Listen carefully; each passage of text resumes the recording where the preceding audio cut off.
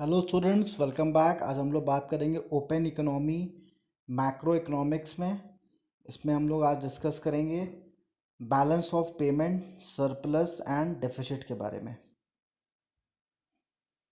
The essence of the international payment is that just like an individual who spend more than her income must finance the difference by selling assets or by borrowing, a country that have deficit in the current account spending more than the receive and the sales of to the rest of the world must finance it by selling assets or by borrowing abroad।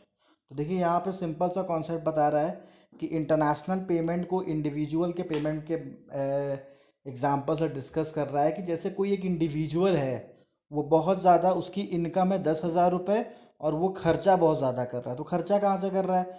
Loan लेके कर रहा है, लोगों से बोरो कर रहा है। तो उस कंडीशन पे क्या होगा भाई?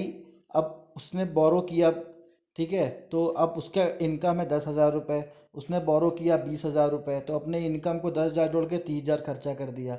फिर बाद में उसके पास और उसको खर्चा करना था, अपने एसेट्स को सेल कर दिया और खर्चा कर दिया। तो कहीं ना कहीं वो धीरे धीरे क्या हो रहा है, माइनस में जाता है। ठीक है, तो वही सिचुएशन कंट्री के साथ भी होती है। तो इंटरनेशनली इसको देखा जाता है, जो कंट्रीज़ होती हैं उनके साथ भी ऐसा ही प्रॉब्लम होता है। वो करती क्या है, बहुत ज़्यादा पैसा खर्च कर चुकी होती हैं गुड्स को इंपोर्ट कर करके, ठीक है, और प्लस पैसा बोरो कर करके तो उनके ऊपर बहुत ज़्यादा कर्जा हो जाता है। ठीक है, तो अब उनको क्या करना होता है, अपने एसेट्स को सेल करना होता है, तब जाके वो किसी तरीके से पैसा वापस कर पाती हैं, या फिर पैसा और बोरो करती हैं किसी और से। भाई एक ने एक को पैसा देने के लिए दूसरी कंट्री से बोरो करती हैं। तो ऐसे कंडीशंस आपको देखने को मिलेंगे कंट्रीज़ के साथ भी। Thus, any current account deficit must be financed by capital account surplus, that is the net capital inflow। तो यहाँ पे क्या बता रहा है कि कोई भी करंट अकाउंट डेफिसिट है। करंट अकाउंट डेफिसिट का मतलब कि आपने बहुत सारा गुड्स को इंपोर्ट कर लिया, तो उसको करंट अकाउंट डेफिसिट करेंगे। मस्ट बी फाइनेंस बाय, कहाँ से फाइनेंस होगा, पैसे कहाँ से आएंगे? कैपिटल अकाउंट के सरप्लस से आप पैसे निकाल रहे हो। भाई कैपिटल अकाउंट में जो सरप्लस बचा था प्रॉफिट, उसमें से आप पैसा वहाँ से फाइनेंस कर रहे हो। तो वही होता है हमारा नेट कैपिटल इनफ्लो। ठीक है, तो अगर आपसे पूछा जाए नेट कैपिटल इनफ्लो क्या होता है, तो आप समझाओगे कि जो भी पैसा हमारा करंट अकाउंट में डेफिसिट हो जाता है और हम वो पैसा फाइनेंस करते हैं कैपिटल अकाउंट के सरप्लस से, मतलब जो कैपिटल अकाउंट में हमारा फ़ायदा हुआ है, तो उसी को हम लोग बोलते हैं नेट कैपिटल इनफ्लो। ठीक है, तो उसको फॉर्मूला के मदद से समझाया गया है, current account plus capital account is equal to zero. तो इसको बहुत ध्यान से याद कर लीजिएगा। नेक्स्ट आते हैं, in this case in which a country is set to be in the balance of payment equilibrium, the current account deficit is financed entirely by the international leading without any reserve movement। तो यहाँ पे उस country को हम लोग, एक situation है जिसको हम लोग बोलते हैं बैलेंस ऑफ पेमेंट इक्विलिब्रियम। वो कब होता है? जब आपका करेंट अकाउंट का डेफिसिट है। मतलब करेंट अकाउंट का डेफिसिट का मतलब आपने बहुत सारा गुड्स इंपोर्ट कर लिया है, लेकिन आपको बाहर से पैसे लेने की ज़रूरत नहीं पड़ी। आपने क्या कर लिया, इंटरनली उस डेफिसिट को फाइनेंस कर लिया अपने कैपिटल अकाउंट से। ठीक है, तो the current account deficit is finance entirely by the international lending without any reserve movement. नहीं सॉरी, यहाँ पे आपको इंटरनेशनली आपने पैसे को अरेंज किया है। ठीक है, तो alternatively the country could use its resource to the foreign exchange in order to balance and deficit in its balance of the payment.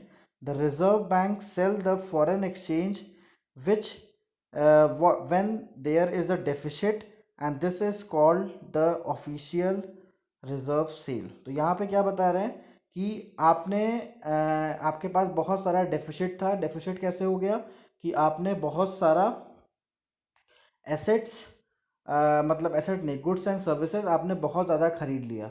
तो खरीदने से हुआ क्या, हमारा करंट अकाउंट का डेफिसिट क्रिएट हो गया। करंट अकाउंट का डेफिसिट तब क्रिएट होता है जब आप बहुत सारे गुड्स एंड सर्विसेज को इंपोर्ट कर लेते हो अपनी कंट्री में। अब उस पर्टिकुलर डेफिसिट को अब इंपोर्ट तो कर लियो, पेमेंट करना है, पेमेंट कहाँ से करोगे? तो पेमेंट करने के लिए आपने इंटरनेशनली फाइनेंस किया, ठीक है, कि इंटरनेशनली कहीं से पैसे की व्यवस्था की कि चलो हम किसी तरीके से पेमेंट कर देंगे, ठीक है। तो उस कंडीशन पे अब इंटरनेशनली आपने पेमेंट की जो व्यवस्था की वो कैसे होगा? तो इस कंडीशन पे जो रिजर्व बैंक होती है, रिजर्व बैंक डेफिसिट को ख़त्म करने के लिए अपने फॉरेन एक्सचेंज को सेल करती है। तो फॉरेन एक्सचेंज को वो देती है, the reserve bank sell the foreign exchange when there is deficit. तो हमारे यहाँ जो अब डेफिसिट फॉरेन एक्सचेंज का भंडार है वो कम होने लगता है क्योंकि हम उस फॉरेन एक्सचेंज को सेल करने लगते हैं। तो इस कंडीशन को हम बोलते हैं रिजर्व सेल, क्योंकि आप अपने रिजर्व को धीरे धीरे हटाते हो। तो क्वेश्चन यहाँ पे क्या बनेगा कि रिजर्व सेल क्या होता है? तो आप सिंपली इसमें बताओगे कि जब करेंट अकाउंट का डेफिसिट बहुत ज़्यादा बढ़ जाता है तो उस कंडीशन पे जो हमारी रिजर्व बैंक है वो अपने करेंसी को सेल करना शुरू कर देती है, वो उस करेंसी से उस पेमेंट को करना शुरू कर देती है। तो हमारा जो रिजर्व है वो कम हो जाता है, उसी को हम लोग बोलते हैं रिजर्व सेल। क्लियर है?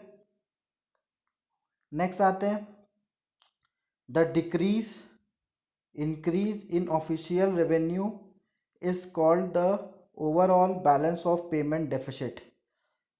तो यहाँ पे the basic premises is that the monetary authorisation are the unlimited financiers of any deficit in the balance of payment.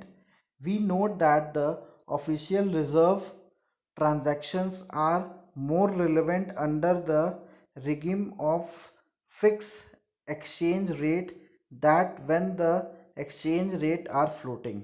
अब देखिए यहाँ पे एक नया कॉन्सेप्ट जनरेट हो रहा है। क्या हो रहा है? द डिक्रीज और increase in official reserve is called overall balance of payment deficit. मतलब आपका जो रिजर्व है फॉरेन एक्सचेंज का, अगर वो डिक्रीज हो रहा है या फिर इंक्रीज हो रहा है तो उसको हम बोल सकते हैं overall balance of payment deficit, ठीक है। अगर इंक्रीज हो रहा है तो आप उसको सरप्लस कहेंगे, डिक्रीज हो रहा है तो बैलेंस ऑफ पेमेंट डेफिसिट कहेंगे, ठीक है। तो क्वेश्चन क्या बन सकता है? बैलेंस ऑफ पेमेंट डेफिसिट क्या होता है? तो आप बताओगे कि जब हमारा ऑफिशियल रिजर्व जब हमारा डिक्रीज हो जाता है, मतलब जो हमारा करेंसी का रिजर्व जब डिक्रीज हो जाता है तो उसको हम बोलते हैं overall balance of payment deficit, ठीक है। लेकिन वही रिजर्व जब हमारा इंक्रीज हो जाता है तो उसको हम बोलते हैं overall balance of payment surplus. तो यहाँ पे 2 पॉइंट इसको नोट कर लीजिए। उसके बाद क्या है? The basic premises is that the monetary authority are the ultimate financier of any deficit in the balance of payment. तो ये अब यहाँ पे क्या समझा रहे हैं कि अगर कोई भी पैसे की कमी होती है, मतलब डेफिसिट की सिचुएशन आती है, तो जो मॉनेटरी अथॉरिटी होता है वो पैसे का अरेंजमेंट करता है। सिंपल सी बात है, अगर आपके पास डॉलर नहीं है पेमेंट करने के लिए तो कहाँ पे पास जाओगे? आप आरबीआई के पास जाओगे, तो जो मॉनेटरी अथॉरिटी है वो आपके लिए पेमेंट की व्यवस्था करेगी, ठीक है। और the रेसिप्ट्स of the surplus, we note that the official reserve transactions are more relevant under the regimes of the fixed exchange rate than with the exchange rate are floating। तो यहाँ पे एक बड़ा पॉइंट आ जाता है कि अगर जो एक्सचेंज रेट है वो फ्लोटिंग है, फ्लोटिंग मतलब डिमांड और सप्लाई के संग अगर बढ़ घट रहा है तो उस कंडीशन पे वहाँ पे हमारा लॉस हो जाता है। क्यों? अब पता नहीं हमारे एक्सचेंज रेट में हमारे रुपए की करेंसी, हमारे रुपए का वैल्यू क्या चल रहा है। लेकिन अगर फिक्स रहता है तो यहाँ पे हमारा एक तरीके से हम उसको बेटर तरीके से उस रिज़र्व को हम हैंडल कर सकते हैं। तो एक पॉइंट यहाँ पे ये भी निकल के आ रहा है। Thank you students.